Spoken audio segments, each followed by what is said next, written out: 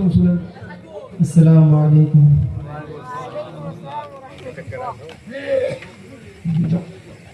নিচে চেয়ার দিয়ে বসো।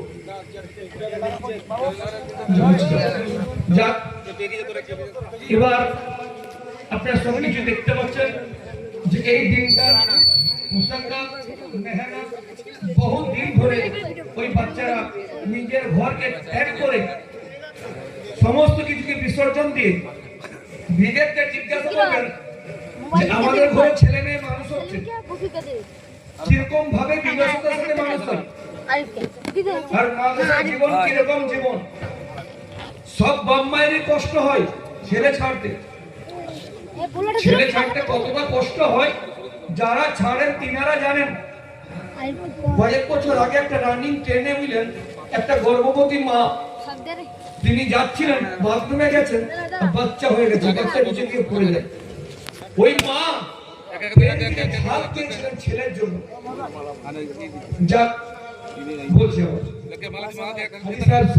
মালা দিয়ে সম্মাননা জানাচ্ছেন এবং হাতে আরো কিছু তোহফা দিচ্ছেন।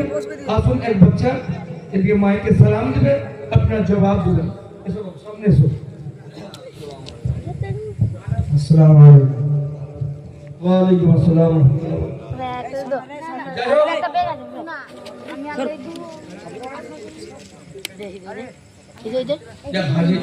হাজি শওকত সাহেব সমস্ত ছেলেকে তোহফা দিচ্ছেন। তো যাক আরো সবাই দিচ্ছে নাম কারি নেই কারি ছাড়ি আল্লাহ রাব্বুল আলামিন যেন তিনাদের নেক এরাদাকে পূর্ণ করে।